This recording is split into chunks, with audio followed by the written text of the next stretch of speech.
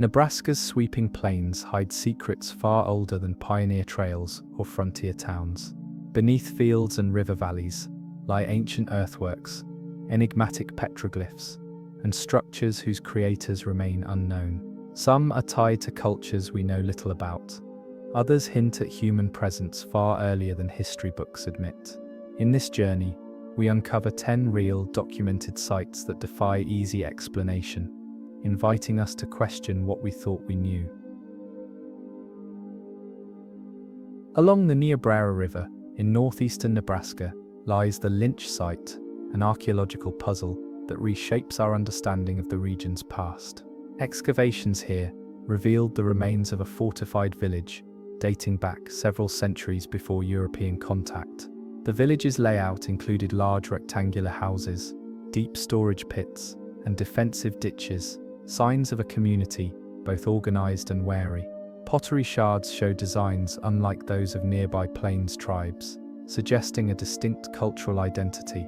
The site's location, far from known centers of similar architecture, raises questions about migration, trade, and conflict. Some artifacts hint at connections to Mississippian cultures to the southeast, while others seem purely local. The lack of written records leaves us to piece together the story from soil layers, post-hole patterns, and scattered tools. Why this settlement was abandoned, and what became of its people, remains as uncertain as the first day it was unearthed. The Lynch site's defensive features are among its most intriguing aspects. The ditches encircling the settlement suggest an ever-present concern for protection, yet there is little evidence of large-scale conflict in the area. This raises questions: were these fortifications a deterrent, a symbolic boundary, or a response to a threat we can't yet identify? Inside the perimeter, excavations uncovered hearths, grinding stones, and bone tools, revealing a community with skilled artisans and an intimate relationship with their environment.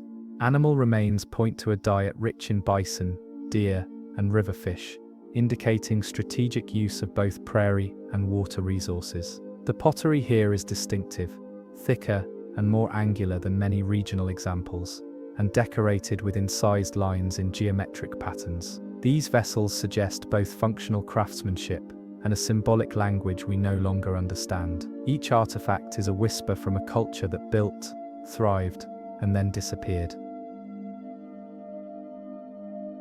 Archaeologists have uncovered evidence that the Lynch site was not an isolated settlement, but part of a larger, interconnected cultural network. Exotic materials, including marine shells from distant coasts and obsidian from the Rocky Mountains, have been found in its soil. Such finds point to long-distance trade routes spanning vast distances, connecting Nebraska's plains to distant environments.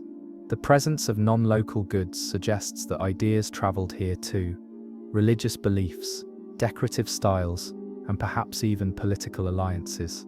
Yet the community's architectural choices remain unique to the site, showing a blend of outside influences and local innovation. The sudden absence of occupation layers after a certain period is striking. There's no clear evidence of violence or catastrophic destruction. It's as if the inhabitants simply packed up and moved on, leaving behind a ghost village for the prairie winds to reclaim. The reasons for their departure remain hidden. The Lynch site's position on the Niobrara River is strategic. The river provided water, fertile floodplain soil, and a travel corridor linking distant communities. Its location on a bluff offered a commanding view of the surrounding landscape, both a defensive advantage and a symbolic statement.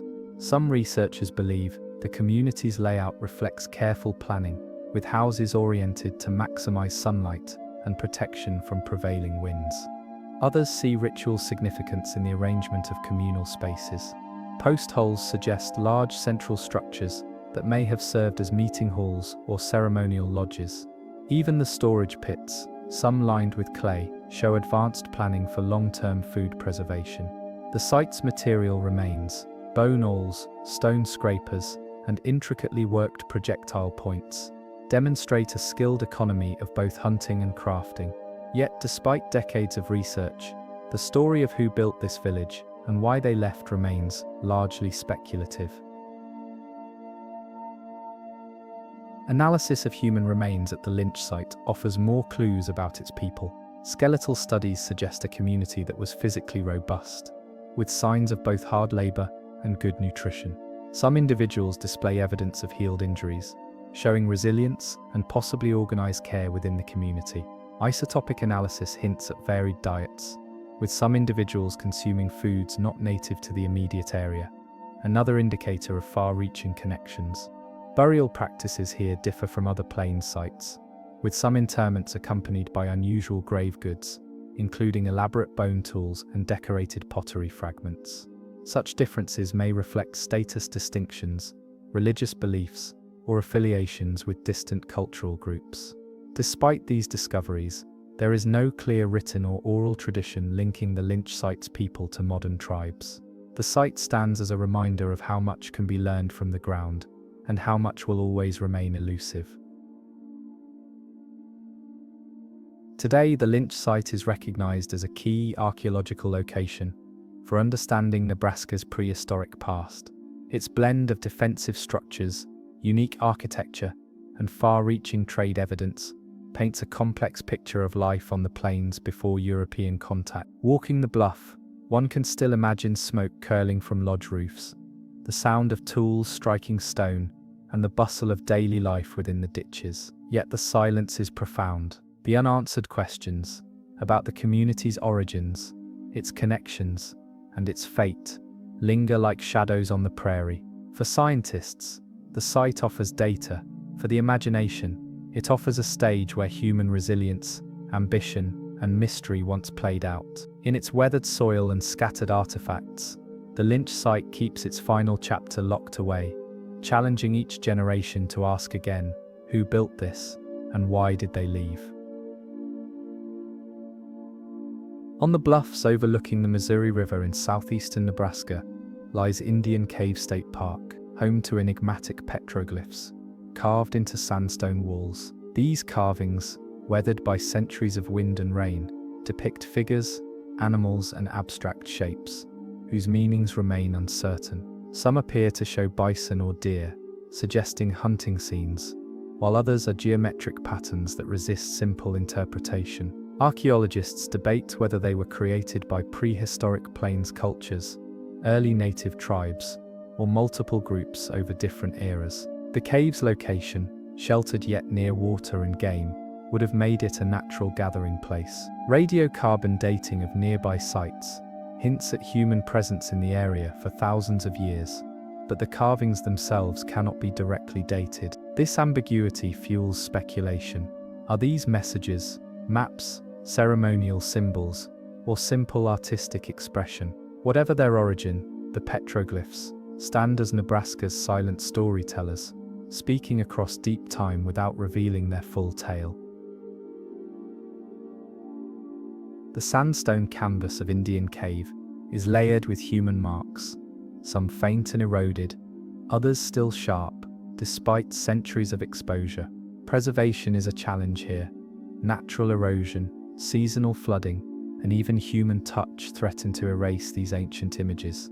Some carvings show anthropomorphic figures with outstretched arms, perhaps representing spiritual beings or tribal leaders. Others resemble hunting tools, sunbursts, or animals in motion.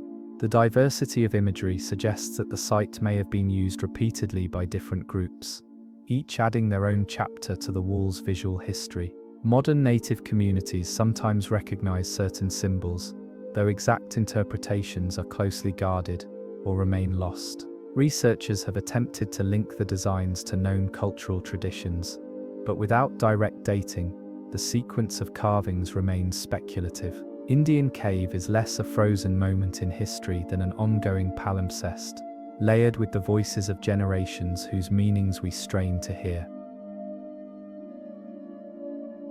The cave's setting adds to its mystery.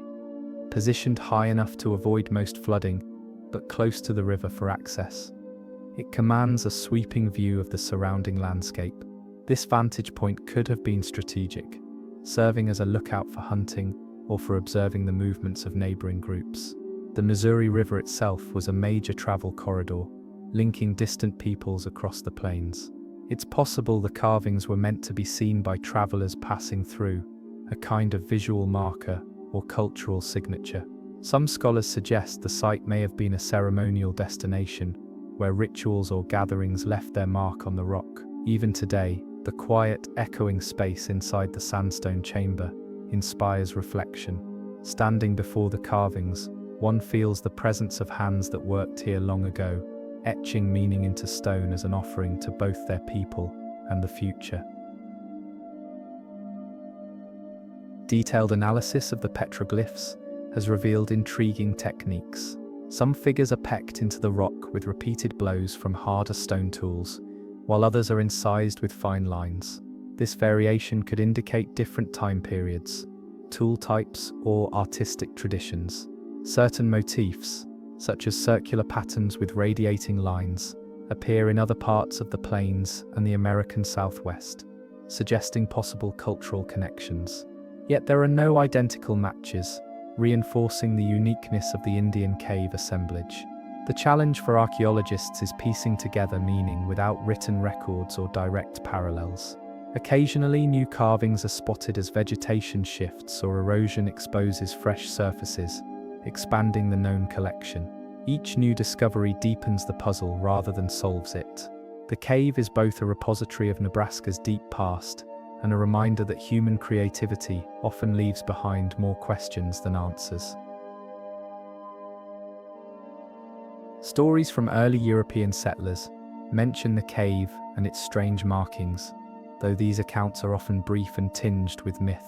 Some claimed the carvings depicted events, such as great hunts or migrations, while others believe they recorded celestial phenomena.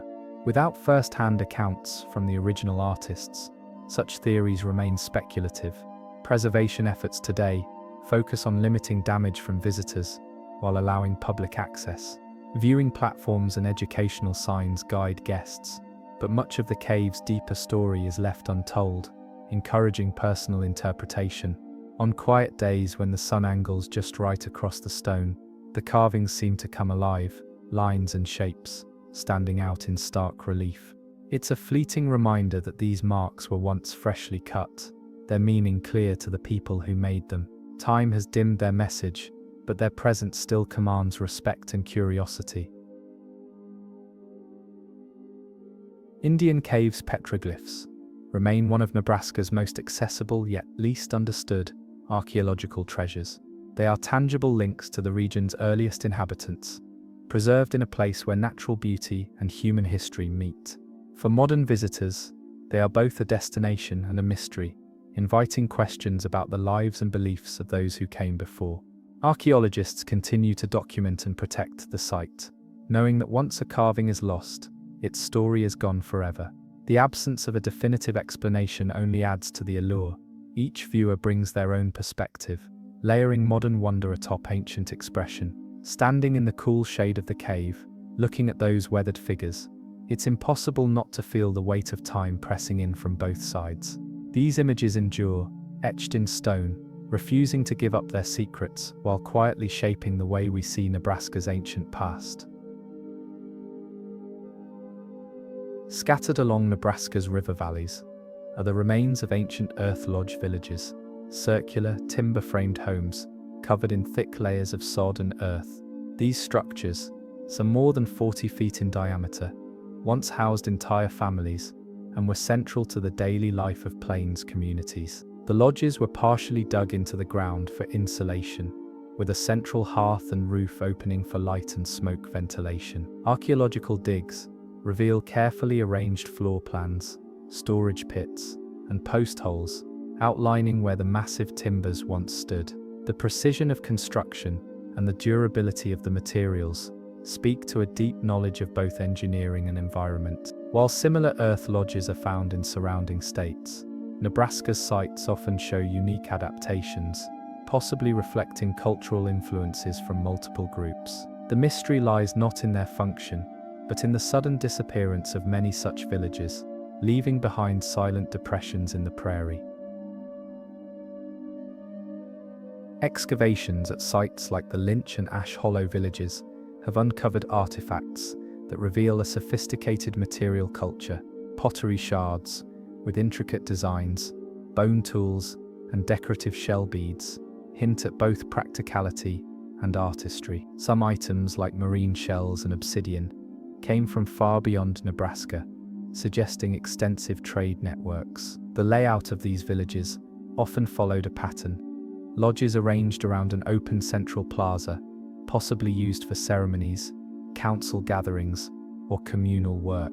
Despite their practical design, building an earth lodge was labor-intensive, requiring heavy timbers for the frame and hundreds of baskets of sod for the covering. Such investment implies that these were permanent or semi-permanent homes, not temporary shelters. Yet many were abandoned within a generation or two, and the reasons remain uncertain. Shifting river courses, resource depletion, or social change may all have played a role. The architectural design of the earth lodges is ingenious for the climate of the Great Plains. The thick sod covering acted as natural insulation, keeping interiors warm in harsh winters and cool during hot summers. The sunken floor reduced exposure to wind, while the central hearth provided both heat and a communal gathering spot. Archaeologists have noted subtle differences in construction styles between sites, such as variations in entryway length or roof support arrangements, which could indicate cultural distinctions or adaptations over time. What makes Nebraska's lodges particularly intriguing is their association with both farming and hunting lifestyles. Evidence of cultivated crops sits alongside remains of bison hunts. This dual economy suggests that these communities balanced settled agriculture with the mobility needed for large game hunting, creating a hybrid way of life that thrived for centuries before vanishing from the landscape. Some earth lodge sites reveal traces of social hierarchy. Larger lodges with more elaborate construction or better artifacts may have belonged to community leaders, while smaller, plainer structures housed ordinary families. Burial sites nearby sometimes contain grave goods such as decorated pottery, stone tools, or ornaments, hinting at the status of the individual. The presence of ceremonial objects, including pipes and carved figures, suggests a spiritual or political dimension to village life. The abandonment of these sites often appears abrupt in the archaeological record, with unfinished repairs or discarded tools left behind. Whether caused by conflict, environmental stress, or the lure of new opportunities, the sudden departure remains unexplained. Today, only faint circular depressions mark where the lodges once stood, visible from the air as ghostly outlines in the grasslands. Aerial surveys and modern mapping technologies have helped identify earth lodge sites invisible to the casual observer. Subtle changes in vegetation and soil coloration can reveal the outlines of structures long buried beneath the prairie. These discoveries have expanded our understanding of settlement patterns, showing that villages were often located near rivers for access to water, fertile floodplains, and transportation routes. Some sites are clustered, suggesting alliances or cultural hubs, while others stand alone, isolated from neighboring communities. The reasons for these variations are still debated. They may reflect seasonal movements, defensive strategies, or cultural preferences. Each new site adds pieces to the puzzle, but rarely provides definitive answers. The vastness of the plains means many more villages may lie undiscovered, their stories hidden beneath the soil. Today, Nebraska's earth lodge villages are valued as important links to the region's indigenous heritage. They tell of communities that adapted brilliantly to their environment, combining agricultural stability with the flexibility of the hunter's life. Yet they also remind us how quickly even the most established settlements can disappear, leaving only traces in the ground. Modern tribes with ancestral connections to these sites view them not just as archaeological curiosities, but as sacred places tied to identity and history. Preservation efforts aim to protect what remains from erosion, agriculture, and development, knowing that once these sites are disturbed, their secrets are lost forever. Standing at one of these quiet depressions, with wind moving through the prairie grass, it's easy to imagine the smoke rising from a lodge roof, the sounds of life inside, and a community bound together in ways we can only begin to understand. In remote stretches of Nebraska's Sandhills and along isolated ridges, archaeologists have found clusters of stone cairns, stacked piles of rock that seem far older than modern ranching markers. These formations vary in size, from modest knee-high stacks to mounds taller than a person. Many appear deliberately placed along natural ridgelines or overlooking river valleys, locations that provide wide visibility. Some researchers believe they served as navigational aids, marking travel routes or territorial boundaries in a largely featureless landscape. Others suggest a ceremonial or memorial function, perhaps marking sacred sites or burials. The mystery deepens because Nebraska's soft soils and lack of abundant stone make these cairns stand out as unusual. The effort to transport and position these rocks would have been significant. Weathering suggests considerable age, but without organic material, dating them precisely is nearly impossible. What purpose they served, and for whom, remains unanswered. Stone cairns are not unique to Nebraska, but their distribution here is peculiar. Many are found miles from any known ancient habitation site, raising questions about who built them and why. Some stand alone, solitary markers against the sky, while others appear in linear arrangements stretching across the landscape. Archaeologists have mapped certain cairn lines that point toward notable geographic features, such as springs or river crossings, leading to theories that they functioned as waypoints in long-distance travel. Yet oral histories from some Native American tribes describe cairns as places where travelers left offerings or prayers, imbuing them with spiritual significance. The absence of associated artifacts makes interpretation challenging. Were these cairns functional landmarks, symbolic markers, or both? Without definitive evidence, each one becomes a silent monument to intentions we can only guess at. Excavations near a few cairn sites have occasionally revealed surprising finds. Flakes of worked stone, fragments of pottery, or animal bones that may have been left as offerings.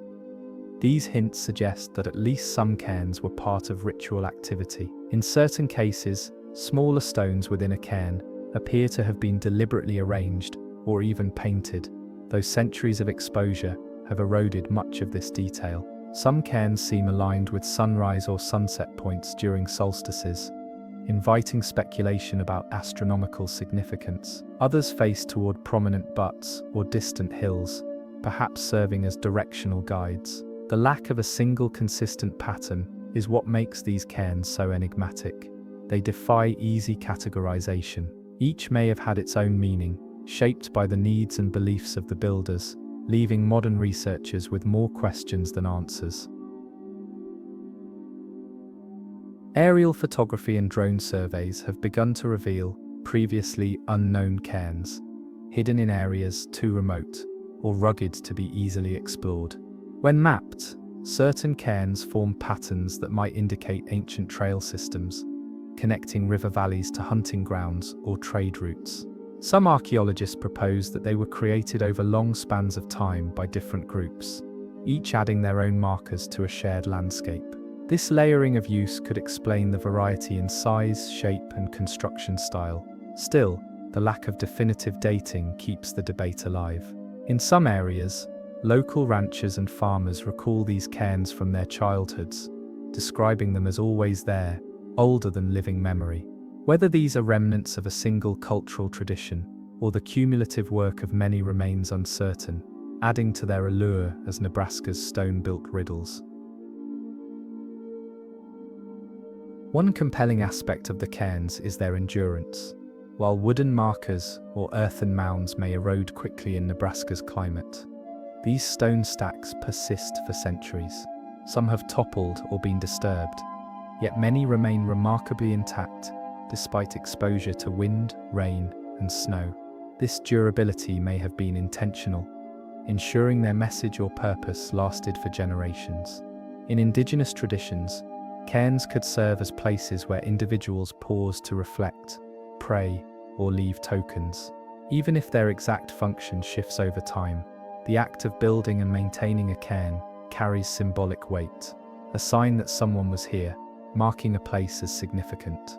Today, the challenge lies in preserving these features amid land development, as their unassuming appearance makes them vulnerable to being dismantled or ignored. Visiting a Nebraska stone cairn today often requires determination. Long hikes through grasslands, navigating ranch roads, or climbing steep ridges. When you finally stand beside one, the simplicity is striking, just a stack of stones against a vast sky. Yet, that simplicity is deceptive. Each rock was carried, placed and shaped by human intention, part of a message now lost to time. Whether these cairns guided travelers, honored the dead, or marked sacred ground, they remain among Nebraska's most tangible yet least understood archaeological features. The surrounding silence only deepens their mystery, leaving you to wonder what stories the builders could tell if they still walked these ridgelines. In their quiet persistence, the cairns offer both a connection to the distant past and a reminder of how easily meaning can fade, while the stones themselves endure. High above the plains of western Nebraska, the towering formation of Scotts Bluff has long served as a landmark for travelers. Hidden among its rugged outcrops are a handful of petroglyphs, carved images whose origins remain uncertain. The designs are faint, weathered by centuries of wind and rain, yet still discernible under the right light. They depict geometric patterns, human-like figures, and what appear to be animals. Some researchers believe they were created by indigenous peoples who inhabited or traveled through the region long before Euro-American settlement. Others think they may have been made by multiple cultures over time, layering meaning upon meaning. No written accounts exist to explain their purpose. Were they messages, territorial markers, or spiritual symbols? Their placement in hard-to-reach spots suggests they held special significance, requiring effort to create and perhaps to view, a puzzle etched into the sandstone of Nebraska's high ground. The Scotts Bluff petroglyphs differ from more common plains rock art, both in style and location. Many plains petroglyphs depict hunting scenes or clear representations of bison, but here, abstract designs dominate. Some resemble concentric circles or spirals, while others take the form of angular shapes, whose meaning is lost to time. The difficulty of accessing certain panels may indicate that they were intended for a select audience, perhaps shamans, hunters, or travelers initiated into specific traditions. Geologists note that the rock surfaces chosen for carving are unusually resistant to erosion, which may explain why these images have survived. Still, every year the lines grow fainter. Without preservation efforts, they could disappear within decades, erasing one more clue to Nebraska's prehistoric past. In their fading state, they compel both curiosity and urgency, to document, to study, and perhaps to understand before the opportunity vanishes forever. Local oral traditions mention Scotts Bluff as a place of visions, where individuals sought solitude for spiritual purposes. If these accounts connect to the petroglyphs, the carvings might represent records of such experiences, symbolic maps of dreams, journeys, or celestial events. Archaeologists have speculated that certain designs correspond to star clusters or seasonal markers, aligning with the cycles of hunting and migration. Yet no consensus exists. Some patterns defy easy classification, appearing almost modern in their abstraction.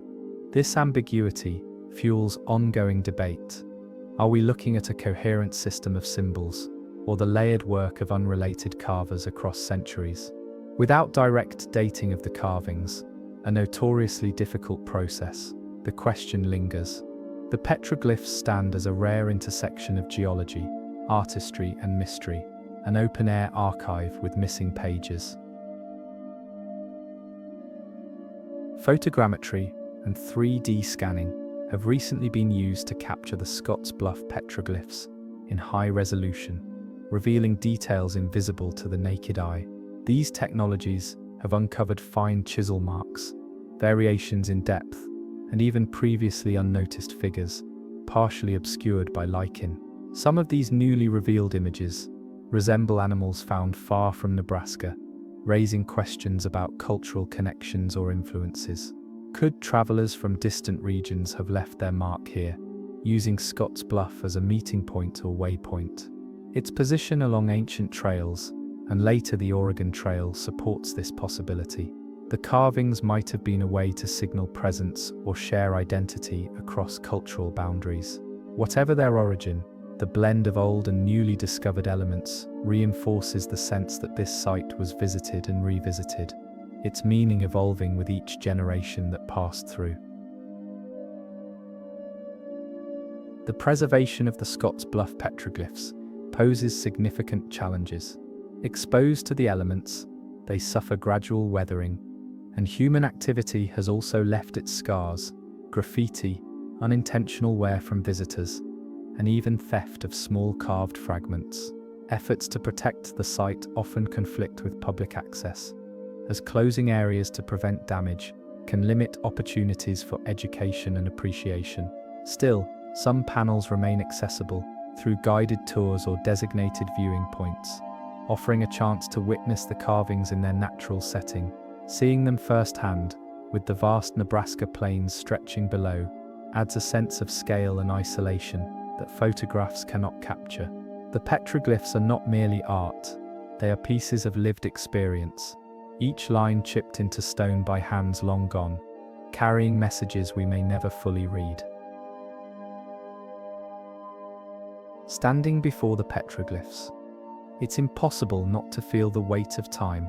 The figures and shapes, though faded, seem to hum with a quiet persistence, as if unwilling to vanish completely. They are artifacts of human thought and intention, carved into the skin of the land itself. Whether they mark sacred stories, practical knowledge, or personal expression, they bridge the gulf between past and present. In their endurance, they remind us that even the most fragile of creations can survive centuries, given the right stone and the right place. And yet, they also warn of impermanence, that without care, even the most enduring marks can fade into invisibility. The Scott's Bluff petroglyphs remain an unsolved chapter in Nebraska's archaeological record, a chapter written in lines we can see, but still cannot fully translate. Along Nebraska's eastern edge, where the Missouri River winds between wooded bluffs and fertile plains, lie the faint remains of ancient earthworks. These mounds and embankments, barely visible without aerial surveys, once formed complex geometric shapes. Archaeologists have documented circles, squares, and linear formations stretching across ridgetops and valleys. Most have been leveled by agriculture or obscured by development, but old maps and early records describe sites rivaling those of the Ohio and Mississippi valleys. Their builders remain unknown. Some theories link them to the same mound-building cultures that created Hopewell and Mississippian sites farther east. Others suggest they may have been constructed by earlier, now-forgotten groups whose identities are lost to time. With few artifacts and no written records, the purpose of these earthworks remains elusive. Were they ceremonial spaces, astronomical observatories, or fortified enclosures? The questions linger, etched faintly into Nebraska's shifting river landscapes. What survives of these Missouri River Valley earthworks often defies simple explanation. Some circular embankments are too large and open to have been defensive, lacking evidence of palisades or ditches. Instead, their shapes seem deliberate in ways that suggest symbolic or ceremonial use. Soil analysis reveals that the embankments were constructed with carefully layered materials, a technique requiring planning and labor far beyond casual effort. At certain sites, alignments with solstice sunrises or lunar standstills have been proposed, hinting at a cosmological function. Yet erosion, farming, and river flooding have erased much of the original context, leaving only fragmented patterns for archaeologists to study.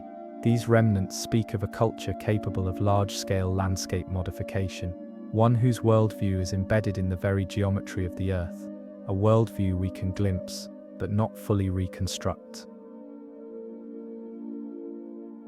The Missouri River's role as an ancient highway may help explain the spread of mound-building traditions into Nebraska. Its waters connected distant cultures, enabling the exchange of goods, ideas, and beliefs. The earthworks here may have been part of a broader network of ceremonial centers, stretching across much of North America. If so, they could represent the westernmost expressions of a shared tradition, adapted to local landscapes and purposes. Some researchers propose that these sites were gathering places where communities met for trade, ritual, and diplomacy. Others think they might have served as burial grounds for elites, though human remains are rarely found in Nebraska's mounds. Whatever their function, their location along high ground overlooking the river suggests a deep connection between the builders' cultural life and the rhythms of the Missouri's waters.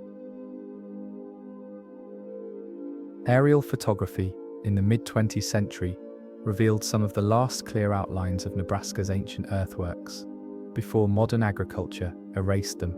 From above, geometric forms emerged from the patchwork of fields, perfect circles hundreds of feet across, parallel lines stretching into the distance. These images sparked renewed archaeological interest, but also underscored the urgency of documentation. Today, many of those photographed features have been ploughed away, existing only in archives. The loss highlights a broader challenge in archaeology: the tension between preserving heritage and the demands of contemporary land use. Efforts to protect surviving sites are complicated by their often inconspicuous nature. Without prominent structures, they can be overlooked even by those living nearby. The Missouri River Valley earthworks, once commanding symbols on the landscape, now survive as ghostly outlines in photographs and memories. Excavations at a few remaining mounds have yielded tantalizing finds: fragments of pottery, chipped stone tools, and exotic materials like copper and marine shell. These artifacts suggest connections to trade networks spanning hundreds of miles, linking Nebraska to regions as distant as the Great Lakes and Gulf Coast. Such finds reinforce the idea that these earthworks were not isolated creations, but part of a wider cultural tapestry. The craftsmanship of the artifacts also challenges assumptions about the technological capabilities of the builders, revealing skill in shaping materials not native to the area. Each discovery adds a fragment to the puzzle, but without intact sites, the full picture remains frustratingly incomplete. Still, the artifacts speak across centuries, hinting at the cultural vibrancy and far-reaching ties of those who once reshaped Nebraska's river valleys into sacred or symbolic spaces. Today, the ancient earthworks of the Missouri River Valley are mostly invisible to the casual observer. Yet beneath the soil, subtle traces remain, variations in color, texture, and elevation that betray human hands. For archaeologists, these traces are invaluable, offering clues to construction methods, site planning, and cultural intent. For the public, they are reminders that Nebraska's history is deeper and more complex than the last few centuries suggest. Standing on a quiet ridge, overlooking the Missouri, it's possible to imagine the gatherings, ceremonies, or processions that might have taken place here, framed by the river's glinting waters. Though time and cultivation have blurred their forms, the earthworks endure in memory and record, urging us to recognize that even the most unassuming landscapes can hold the remnants of ancient genius. In the sandstone cliffs along Nebraska's Niobrara River, faint carvings whisper stories from a distant past. These petroglyphs, etched into rock faces and overhangs, depict abstract patterns, animal forms, and human-like figures. Some are deeply incised, weathering centuries of wind and rain, while others are so faint they vanish unless the light strikes at just the right angle. Archaeologists have struggled to date them precisely, but some may be thousands of years old, created by the region's earliest known inhabitants. Their meaning is elusive, perhaps hunting records, spiritual symbols, or territorial markers. Many are found in remote areas, requiring long treks along riverbanks or climbs up steep bluffs. In their isolation, they seem untouched by modern time, bearing silent witness to cultures long gone. The Niobrara petroglyphs are more than art. They are a language without a key, carved into Nebraska's enduring stone. Some of the Niobrara petroglyphs depict animals no longer common to the region, such as elk, bison, or even creatures that hint at Ice Age fauna. Others show geometric designs, spirals, grids, and radiating circles, whose purpose remains debated. Were they maps, calendars, or purely symbolic? What is clear is the skill and intention behind them. The choice of sheltered cliff faces suggests the creators understood how to protect their work from erosion, ensuring it endured for generations. Traces of red ochre pigment have been found near some carvings, suggesting that the images may once have been painted to stand out more vividly. Such details point to a vibrant cultural tradition where visual communication played a vital role. Yet without direct cultural descendants who can interpret them, these carvings remain open to speculation, their messages locked in stone. The Niobrara River region's unique geography may have influenced the placement of the petroglyphs. Many occur near natural shelters or along travel routes between the Great Plains and the Black Hills.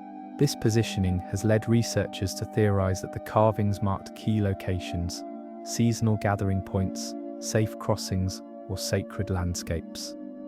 Some panels appear to layer newer carvings over older ones, suggesting that the sites were revisited and reused over centuries.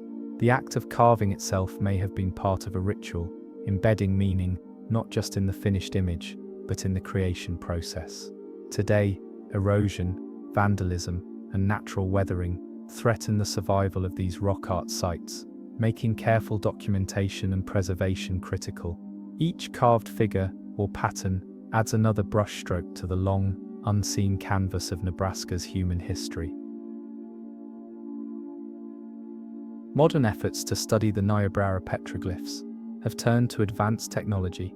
Photogrammetry, 3D scanning, and digital enhancement allow archaeologists to detect carvings invisible to the naked eye. These tools have revealed hidden details, faint lines, erased figures, and even previously unknown panels buried under centuries of mineral deposits. This technology helps reconstruct not just what the carvings looked like originally, but also the sequence of their creation. Some panels reveal additions over centuries, as if each generation left its mark alongside those of its ancestors. Such continuity suggests these sites held enduring significance. Even so, interpretation remains challenging. Without written language, we can only guess at the myths, histories, or warnings encoded in stone. The Niobrara petroglyphs thus stand at the intersection of hard data and human imagination, a place where science and wonder meet.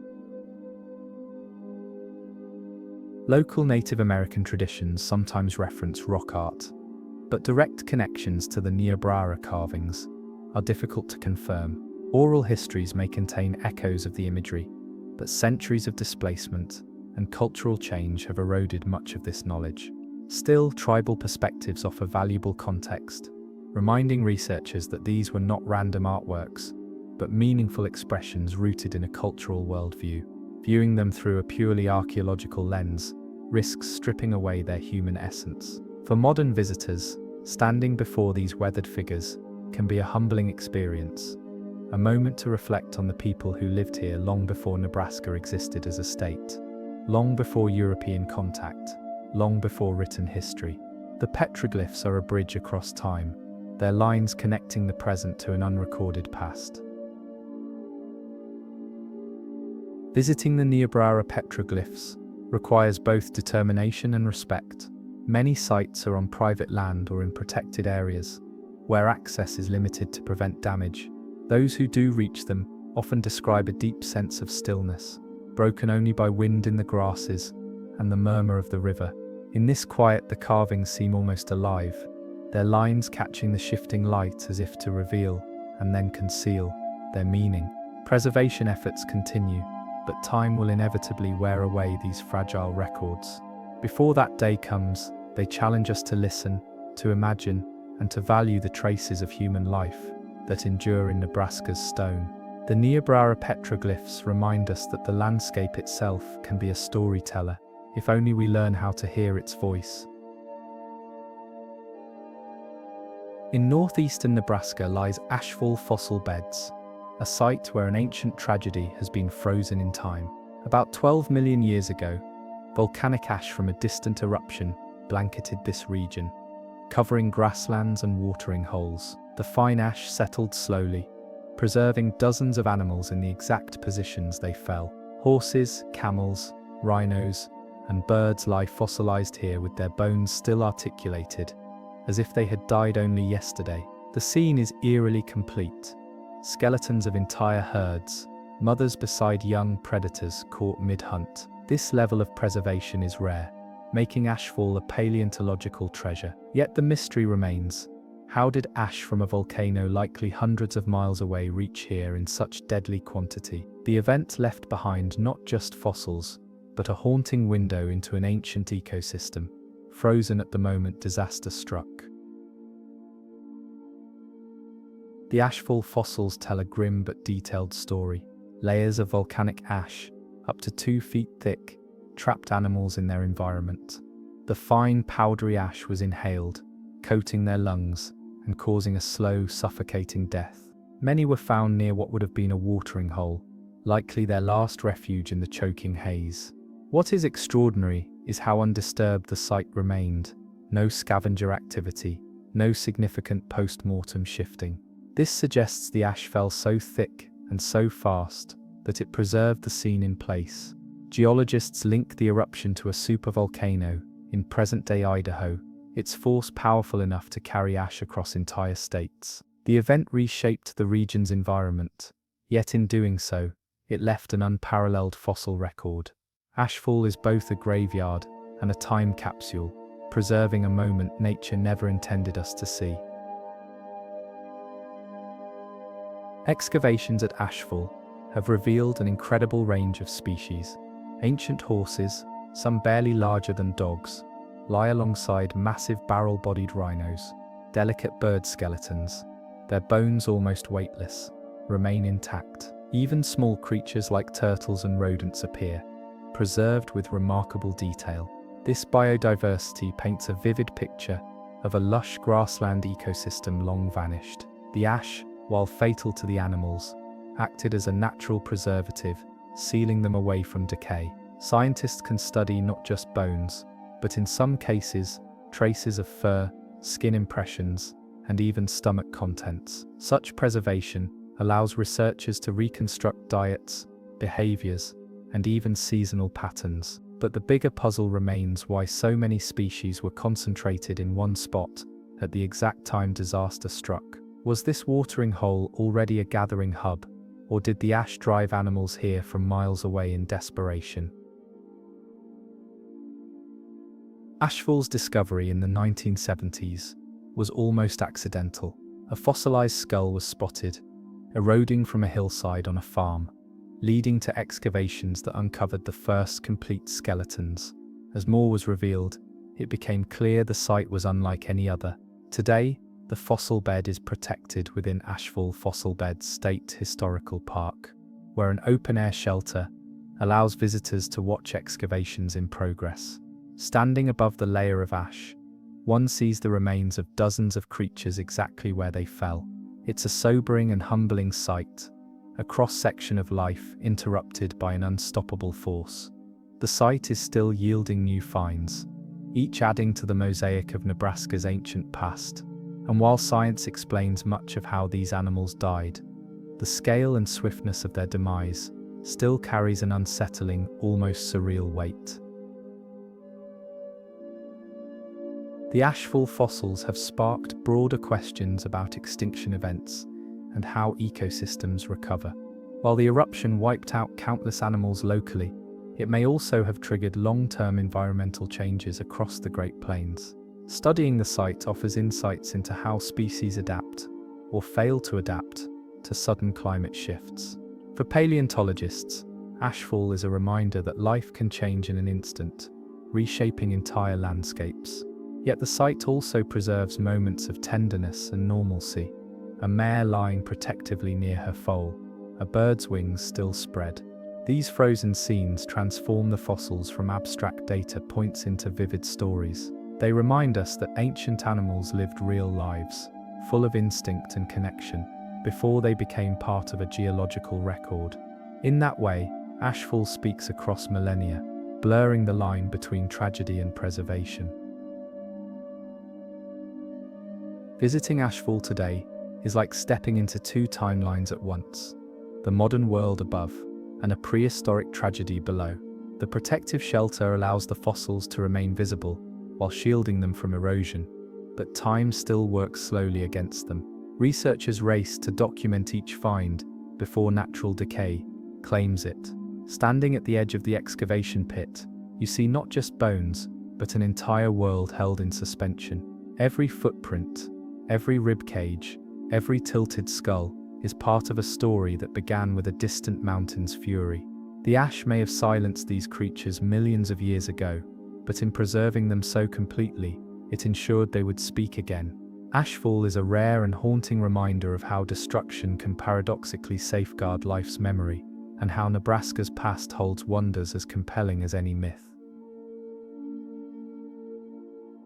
Along the quiet banks of Ponca Creek in northern Nebraska, hidden in secluded limestone outcrops, are mysterious petroglyphs whose origins remain uncertain.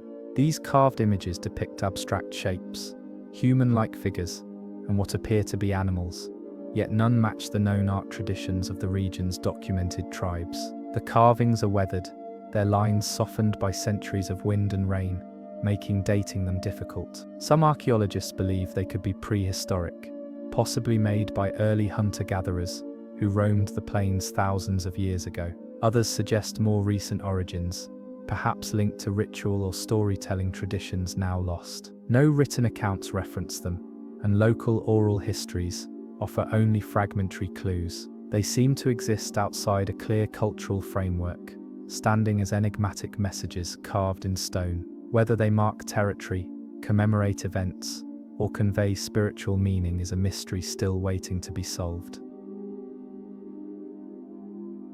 The petroglyphs of Ponca Creek are scattered across a small area, often in locations difficult to access. Some are on vertical rock faces overlooking the water, while others are hidden beneath overhangs, shielded from direct weathering. This deliberate placement may have been symbolic. Perhaps the creek itself held spiritual or practical importance. The figures vary in size from a few inches to over a foot tall, suggesting multiple artists or purposes over time. Archaeologists have noted recurring motifs, such as concentric circles and wavy lines, which could represent the sun, water, or spiritual forces.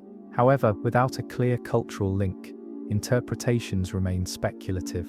Adding to the mystery is the absence of other nearby archaeological features, like settlements or burial sites. These isolated carvings raise questions about whether they were part of a seasonal gathering place, or simply a solitary record left by passing travelers. Dating the Ponca Creek petroglyphs poses significant challenges. Unlike organic materials, stone carvings cannot be radiocarbon dated directly. Researchers rely on indirect clues such as weathering patterns, lichen growth, and comparisons to other sites. Some believe the oldest carvings could be several thousand years old, based on erosion levels, while others suggest a much more recent origin tied to early contact era groups. Complicating matters, some carvings appear to overlap or were reworked over time, hinting at multiple phases of use. This layering effect could mean that the site was revisited across generations, each group adding its own marks. While we may never pinpoint an exact timeline, the variations in style and execution suggest that Ponca Creek's rock art reflects a living tradition, one that adapted and changed over an extended period, yet kept its meanings closely guarded. Local legends add another layer of intrigue. Some community elders recall hearing stories of talking stones along Ponca Creek, though details are scarce. In certain versions, the carvings were said to mark the presence of spirits or to serve as warnings to travelers. In others, they recorded significant hunts or celestial events. These tales, while fragmented, suggest that the petroglyphs may once have been part of a shared cultural memory, even if the precise details have faded. Modern visitors often remark on the quiet, almost reverent atmosphere around the carvings. Standing before them, you can see the faint grooves, worn yet still deliberate, and feel the pull of a message meant for someone long gone.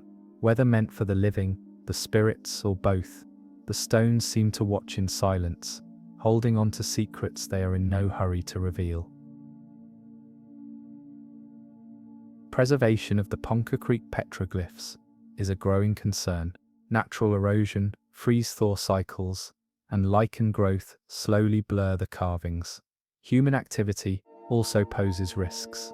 Graffiti, accidental damage, and unregulated visitation can destroy fragile details forever. Local historical groups have begun advocating for protective measures, including controlled access and digital documentation. High-resolution 3D scans now capture the carvings in precise detail, allowing researchers to study them without further wear. These scans have revealed faint markings invisible to the naked eye, potentially expanding our understanding of the site. Yet technology can only preserve the form, not the meaning, of the carvings. That deeper understanding must come from continued collaboration between archaeologists, indigenous communities, and historians. Each perspective may bring us closer to unlocking the significance of these ancient marks in the stone. Today, the petroglyphs of Ponca Creek remain one of Nebraska's lesser-known archaeological treasures. They do not draw large crowds or headline discoveries, yet their quiet presence offers a rare link to lives lived long before modern borders and maps. Visitors who seek them out often describe the experience as stepping into a liminal space, part history, part mystery. The carvings themselves, with their blend of recognizable and abstract forms, seem to resist easy classification, forcing us to confront how much of the past is still beyond our grasp. In their weathered lines lies the enduring human impulse to communicate across time, to leave a mark that might outlast the maker. Whether or not we ever fully decode them, the Ponca Creek petroglyphs stand as a testament to that impulse, a conversation carved in stone, still waiting for someone to answer. Along the broad, meandering course of Nebraska's Platte River, once stood a series of mysterious earthworks, now mostly erased by farming, flooding, and time. Historical accounts from early settlers describe large geometric mounds, some circular, others rectangular, arranged in patterns visible from high ground. These structures did not resemble natural formations and appeared deliberately shaped. No one knows who built them or why. Unlike the better-known mound complexes in the Ohio and Mississippi valleys, Nebraska's earthworks received little formal study before they were plowed under. A handful of 19th century survey sketches and maps remain, showing layouts suggestive of ceremonial or astronomical purposes. Without physical remains to excavate, these mounds exist largely in memory, leaving archaeologists to speculate about their builders. They could have been linked to plains woodland cultures, earlier Hopewellian networks, or entirely distinct groups now lost to history. The Platte River earthworks were often located near natural river bends, high enough to avoid seasonal flooding, but close to water sources. Early descriptions mention low embankments surrounding open plazas, with entrances oriented towards solstice sunrise points. Such alignments, if accurate, suggest the builders possessed astronomical knowledge and seasonal awareness. The arrangement of the earthworks also hints at social gatherings, trade, or religious ceremonies. Unfortunately, modern development obliterated most physical traces before archaeologists could investigate. Soil disturbances caused by ploughing erased subtle contours, while shifting river channels washed away others. This loss underscores the fragility of archaeological heritage. Once altered, it can vanish beyond recovery. Today, Only a few raised patches in remote fields and faint crop marks visible in aerial photos offer any hint of what once stood here. In recent years, technology has begun offering new ways to search for the Platte River earthworks. LiDAR scanning, which uses lasers to map subtle ground variations, has revealed faint outlines beneath farmland in places where local tradition claims mounds once existed. These ghostly traces show patterns that could match the old survey maps. While confirmation requires excavation, the possibility raises hopes that at least part of this lost landscape can still be studied. Oral histories from indigenous communities sometimes reference gathering places along the Platte, though direct links to the earthworks remain unproven. The idea that the river corridor once served as a cultural highway, dotted with ceremonial centers, is consistent with what we know of other ancient river systems. Even without full proof, these remnants suggest a more complex prehistoric presence in Nebraska than previously acknowledged. The disappearance of the Platte River earthworks offers a cautionary tale about the speed with which history can be erased. In the 1800s, curiosity about these formations existed, but systematic archaeology had not yet taken root in the region. Farmers, more concerned with clearing land for crops, leveled mounds without realizing their scientific value. By the time formal studies began in the 20th century, most had been destroyed. Today, archaeologists rely heavily on archival materials, yellowed field notes, hand-drawn maps, and grainy photographs to reconstruct what was lost. These records, though imperfect, allow for at least a partial understanding of the earthworks' scope. Yet they also serve as a reminder: without timely preservation, physical history can vanish faster than we expect, taking its stories with it. Some researchers speculate that the Platte River mounds were connected to a wider network of ceremonial landscapes across the plains. Similarities in shape and orientation appear in sites hundreds of miles away, suggesting shared knowledge or cultural exchange. The mound's geometric precision, as described in old surveys, implies careful planning and labor by coordinated groups. Even if their exact function is unknown, such large-scale construction points to societies with leadership, organization, and shared purpose. Whether marking sacred spaces, seasonal gatherings, or trade hubs, the mounds once played a role in shaping life along the Platte. The fact that they were largely forgotten within a century of their destruction speaks to how quickly landscapes, and our awareness of them, can change. Today, the Platte River flows past fields, towns, and highways, with little hint of the earthworks that once stood along its banks. Yet their memory lingers in maps, photographs, and the quiet persistence of researchers determined to piece together the puzzle. Every rediscovered contour or faint soil mark offers a glimpse into a vanished chapter of Nebraska's past. Though the mounds themselves may be gone, their story of creation, use, and loss remains part of the state's archaeological heritage. They remind us that mysteries do not always lie in distant jungles or deserts. Sometimes they are buried beneath our feet, hidden in the places we think we already know. The Platte River earthworks may never yield all their secrets, but their ghostly traces still whisper of a time when this river's banks were shaped by human hands for purposes we can only imagine. Across Nebraska's windswept plains and quiet river valleys, the past leaves traces that refuse to be fully explained. From ancient petroglyphs carved into remote sandstone to lost earthworks, now visible only in old maps, each mystery hints at civilizations with knowledge, ambition, and purpose, far beyond what we once imagined. The people who shaped these landscapes lived without leaving written words, but their designs in earth and stone endure, whispering across time. Science can measure, date, and map them, but the deeper meaning, the why, remains just out of reach. In these silences, the imagination takes flight.